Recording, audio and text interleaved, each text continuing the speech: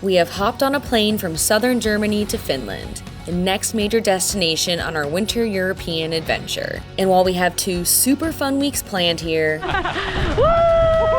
we're starting our time in Finland by actually leaving Finland to head to what may be Europe's best hidden gem for the day. I love it here. Just a 2-hour one-way ferry from Helsinki lies Tallinn, the capital of Estonia. And with colorful buildings, medieval walls, cobblestone streets, and unique experiences, It is very steep and narrow to get the rest of the way. It is said to be one of the most underrated cities in all of Europe.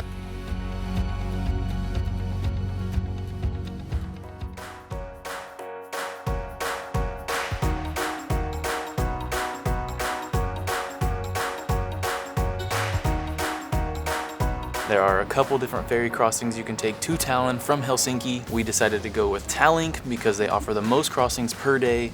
They cost us €78 total round trip for the 2 of us. And since we only have 1 day in the city, we're taking the earliest crossing at 7:30 a.m., which should get us to Tallinn around 9:30 a.m.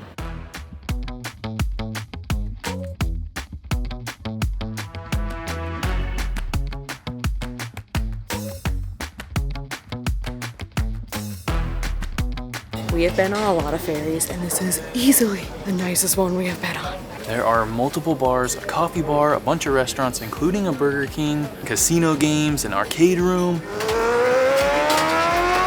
It is just so nice and so huge. Just the design aesthetic of this ferry is unlike any ferry that we've ever been on. Normally they're just kind of basic, but this one is beautiful. Like, I'd want to design my house like this ferry.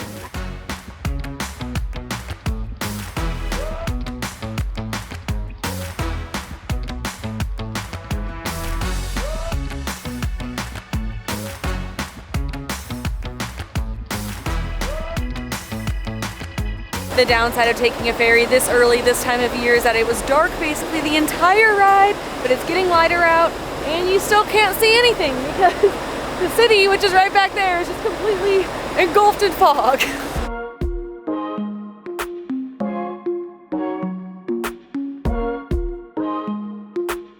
It's kind of crazy. We left one new country this morning and now we're in another new country for us. Europe is so crazy, just how easily you can get between different countries. Since Finland and Estonia are part of the Schengen area of Europe, which is a group of 27 EU countries where you can freely go between the borders, there's no customs or immigration to go through once you get here, so we are free to go explore. It's around 9:40 a.m. and our ferry leaves at 7:30 p.m. so we have just under 10 hours here, and lucky for us, Tallinn is very walkable, so there's a lot that we can see and do on foot.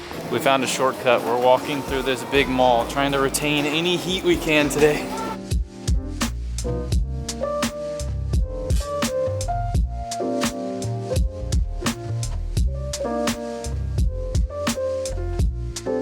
For our first stop in Tallinn, we came to RØST Bakery, which they are known for having delicious cinnamon and cardamom buns. And oh my gosh, oh, wow. Not only do they look absolutely delicious, but they're super gorgeous. They look like they're braided on the inside here and then kind of like a lattice kind of strips over the top.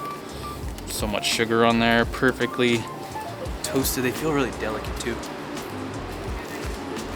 Oh my god, dude.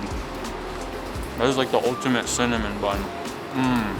Better than a cinnamon bun. This is the cardamom bun, and you can see just all the cardamom just nestled in all of the little crevices.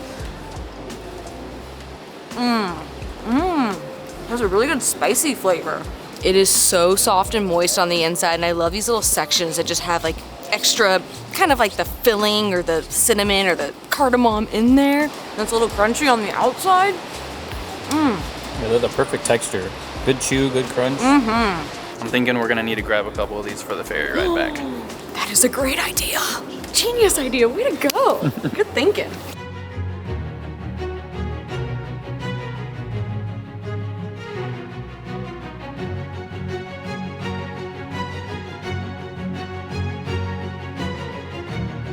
Tallinn has a rich history that dates back over 5,000 years. It was a vital trading center in medieval times due to its strategic location on the Baltic Sea. And over the years, it was conquered by many different people, including the Danes, Swedes, and Russians, before Estonia gained independence for the first time in 1918 and then again in 1991 after the Soviet Union dissolved. Today, Tallinn is known for having an extremely well-preserved medieval old town, which has been given the designation of a UNESCO World Heritage Site.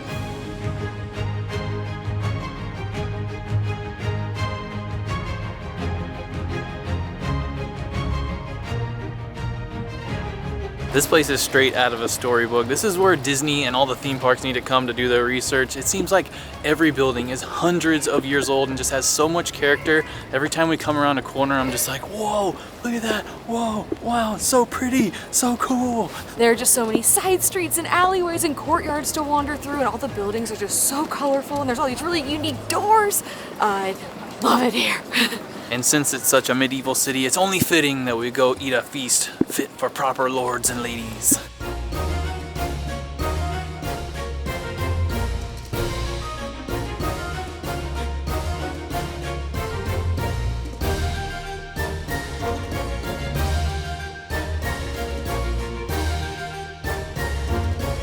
We came to a restaurant called Old Hansa for lunch, and this place is a blast from the past. The entire restaurant is medieval themed, from the tables and chairs to the murals on the wall to the waitstaff dressed in medieval attire and the items on the menu, which are cooked according to 700-year-old recipes. And while this may seem mega cheesy and touristy, it's just way too unique to pass up, and we hear that the food is actually really good. They try to provide an authentic experience, so all the staff goes through extensive training, and they even have a seamstress and tailor who researches all the clothing they wear to make sure it's accurate. And it's really dark in here and it's candlelit, and I read that I think they burn through 18,000 candles a year. Oh, you look cool with the candle. Don't blow it out, that's our light source. Yeah. We're starting off with some oven-baked herby cheese with some white bread with some nuts in there. Smells so good. Oh, yeah. Magical card, yes? So, do you need this important paper with you? Nah. Get back on there. This one is for you. Oh, that is so good. Yeah, there's like so many herbs in that cheese. Wow. It almost just tastes like a cheesy garlic bread. So soft. It's pillowy. Meat soup.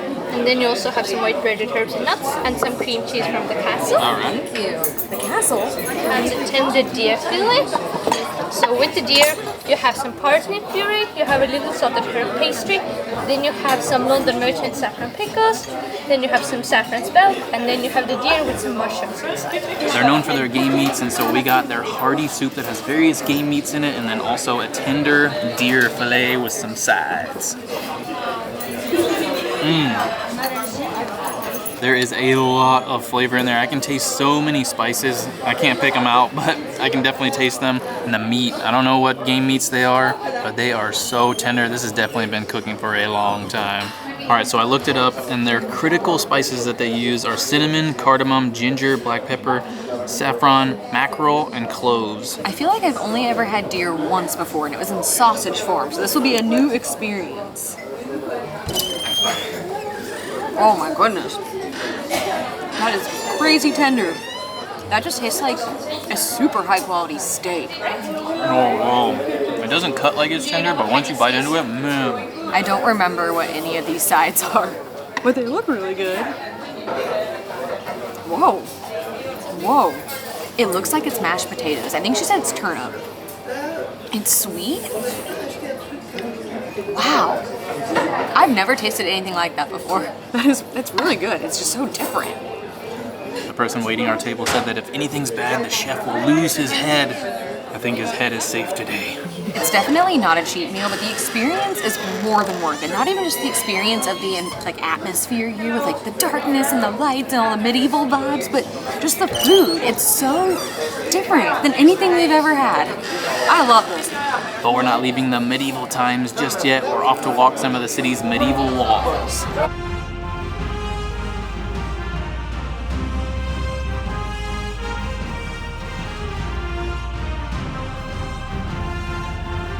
The old town of Tallinn is surrounded by medieval walls, which were crucial during medieval times. At its height in the 16th century, the wall was 2.4 kilometers long and there were a total of 46 towers. Today, almost 2 kilometers of the wall and 26 towers remain, and there are a handful of spots around town where you can pay to go up into a tower and walk the walls.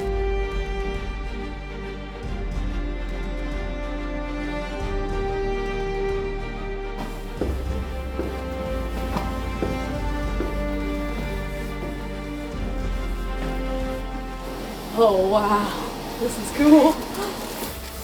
Whoa. It is very steep and narrow to get the rest of the way. Oh my gosh.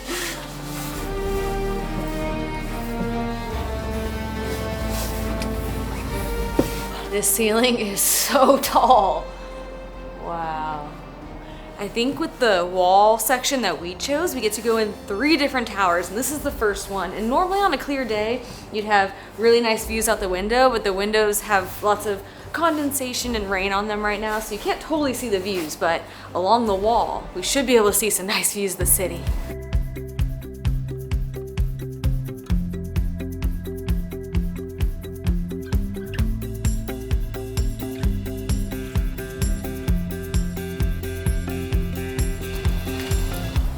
You have to crawl?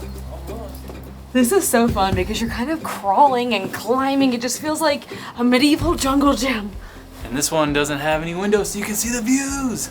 And what's really neat about this view is that you can see the more modern part of the city behind the old town. So it's a very interesting contrast with all these red, orange roofs, and then behind it, these taller, much more modern buildings.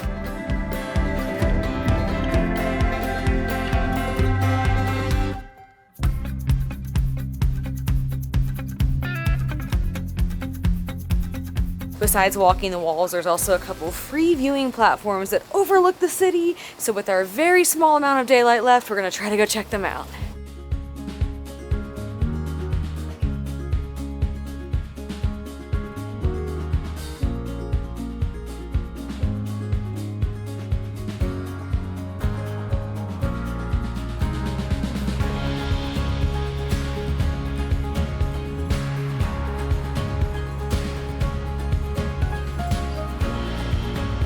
As Americans, I feel like we never really hear much about Estonia. I can think of maybe 3 people I know who have ever been here, but man, these underrated cities are always my favorite to explore because you don't really know exactly what you're getting yourself into, and this city has just completely blown us away.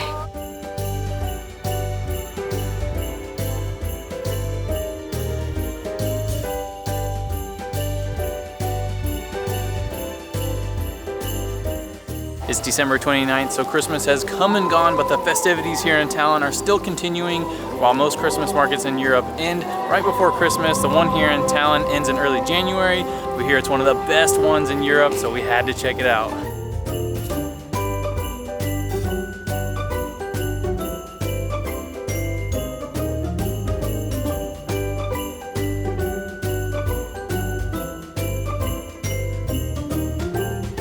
This is a really nice market. They of course have lots of drink stands, hot food stands, dessert stands, ornaments, scarves, and hats. And what makes this one unique compared to the ones we went to in Germany is they have some small carnival rides. Unfortunately, I think they're only for children. I think we're too big for them, but they look really fun.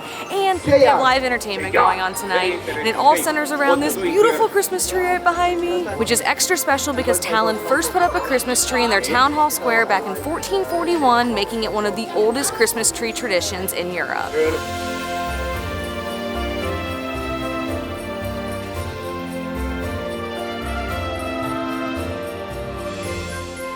Our first dish we're trying at the market is Veribårst, which is the national dish of Estonia, which is blood sausage with meat, blood, barley, onions, and spices like allspice and marjoram. And it's served on a bed of potatoes and sauerkraut. And then we asked the lady how you would traditionally eat it, and we topped it with some jam, and then this is some pumpkin. So we've tried blood sausage before on a traditional English breakfast in Scotland and London, but first one in Estonia. I think that's really good too. Whoa, very meaty, kind of creamy in there. Yeah, it sounds gross, but it's creamy sausage. It kind of is. You can taste the spices in there, and there's just like, I don't know, it has a really good sausage flavor. And then the jam on there adds a little bit of sweetness to it. I kind of think I chickened out on trying this in the UK because the blood thing kind of weirds me out a little bit, but here we go. Oh yeah, I see what you mean by creamy sausage. It sounds weird, but it's true. That's really good. It almost has like a coarseness to it as well. It's like creamy, but also coarse. One thing we like about the European Christmas markets is that they use a lot of reusable plates and cups, which cuts down on a lot of waste. So when you get your food, you pay a deposit, and then when you're done, you take it back, you get your deposit back. Thank you. Thank you.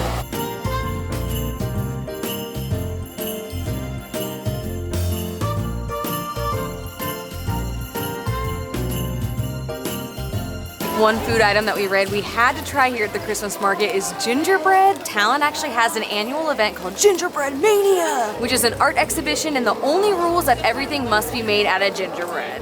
There are around 100 artists that participate, so clearly gingerbread is a big part of Christmas here. And we actually got these gingerbread cookies that I had read about online that are made according to a medieval recipe. A bunch of other stands had gingerbread cookies with like frosting and stuff on them, but I don't know. It sounded really interesting, so we're gonna try these ones instead. They have like a nice little coating of maybe spices and sugar on them, and they're just kind of plain and shaped like moons. Gingerbread cookies aren't necessarily my favorite cookie, but these are really good. I thought they were gonna be really, really crunchy, but they're actually a little bit softer than I thought they would be, and they have just really strong ginger flavor. Those are really good gingerbread cookies. And to wash down our gingerbread cookies, we got this black currant, alcohol-free hot juice. Ooh, oh, that's really good. It's very different than the alcohol-free like Kinder Punches that we had in Germany. Oh, that's delicious. And just like that, our time in Tallinn has come to an end. It's time to head back to the ferry.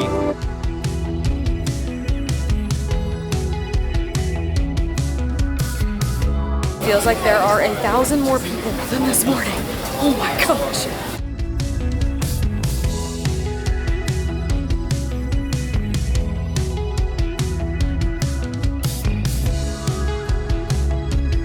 The time has come. Thank you, past me. They're cold. They're still so dang good.